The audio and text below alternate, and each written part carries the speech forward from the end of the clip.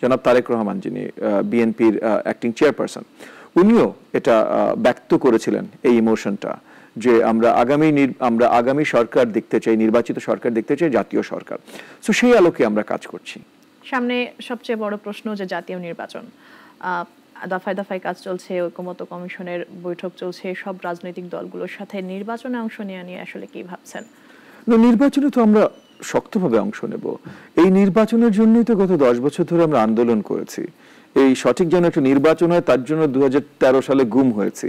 So এই সব কিছু করেছি তো নির্বাচনের জন্য। তো সামনে নির্বাচন, যেখানে প্রথম 15 বছর পর বা 16 বছর পর আমরা আশাবাদী যে একটা স্বচ্ছ সুন্দর নির্বাচন হবে, একটা জবাবদিহিতামূলক বা একটা পার্টিসিপেটরি নির্বাচন হবে। সেই জায়গায় আমরা পার্টিসিপেট করবো না, এটা তো হতে পারে না। এবং এটা নিয়ে নিশ্চয়ই গত কয়েক বছর ধরে আমরা যুগপথ আন্দোলনে যারা ছিলাম, মানে বিএনপি নেতৃত্বাধীন যে আন্দোলনটা ছিল যুগপথ আন্দোলন, এবং এটাতে স্পেশালি গত কয়েক বছর বাংলাদেশের সকল রাজনৈতিক শক্তি, মানে স্বৈরাচারের বাইরে যারা ছিল সকল রাজনৈতিক শক্তি এবং রাজনৈতিক দল এই আন্দোলনের সাথে সম্পৃক্ত ছিল, ইদার ওভার্টলি বা কোভার্টলি এই আন্দোলনের সাথে সম্পৃক্ত ছিল।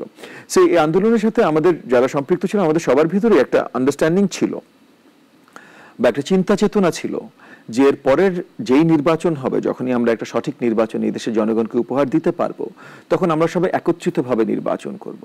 যেন আমাদের যেই সরকারই গঠন হয়, সেই সরকারের অটোমেটিক কাঠামোই যেন একটা জাতীয় সরকার হয়।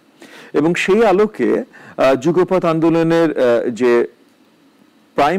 প্রিমিয়ার নেতা জনাব তারেক রহমান, যিনি বিএনপির অ্যাক্টিং চেয়ারপারসন, উনিও এটা ব্যক্ত করেছিলেন, এই ইমোশনটা, যে আমরা আগামী সরকার দেখতে চাই, নির্বাচিত সরকার দেখতে চাই, জাতীয় সরকার। সো সেই আলোকে আমরা কাজ করছি। কথা বলছিলাম আসন্ন জাতীয় নির্বাচন নিয়ে। এনডিএম আসলে তৃণমূলে কতটা আসলে বিস্তৃত হয়েছে বা কি কি কৌশলে আপনারা এগোচ্ছেন? ফার্স্ট অ্যান্ড ফরমোস্ট, তৃণমূলে আমাদের দেশের 150-র উপরে উপজেলায় আমাদের তৃণমূলে ফুল কমিটি আছে, ইউনিয়ন পর্যায়ে আছে, পৌরসভা পর্যায়ে আছে, সো শহরগুলোতে ওয়ার্ড পর্যায়ে আছে। সো আমরা মানে দেশে বড়ভাবে বিস্তৃত হতে সক্ষম হয়েছি, অনেক জনগণের কাছে পৌঁছতে সক্ষম হয়েছি। আমি বলবো না মনে করেন বিএনপি যতখানি পৌঁছে গেছে বা জামাত ইসলাম যতখানি পৌঁছে গেছে আমরা ততখানি পৌঁছে গেছি, বাট অনেক দূর আমরা পৌঁছতে সক্ষম হয়েছি। এগেন গিভেন আওয়ার সার্কামস্ট্যান্সেস, যে কোনো কিছু আসলে সঠিকভাবে গ্রো করতে সময় লাগে। একই সাথে আপনি মনে রাখবেন যে এনডিএমের যে 2017 সাল থেকে যে সফরটা শুরু হয়েছে, আমরা একদম প্রথম থেকেই পরিচিত ছিলাম আওয়ামী লীগের কাছে, মানে এই স্বৈরাচারী সরকারের কাছে, যে স্বৈরাচারী সরকার বিরোধী। আমরা পরিচিত ছিলাম যে আমাদের জাতীয় পার্টির সাথেও যে বিরোধ তৈরি হয়েছিল, সেটা ওই স্বৈরাচারী সরকার বিরোধিতার জন্য।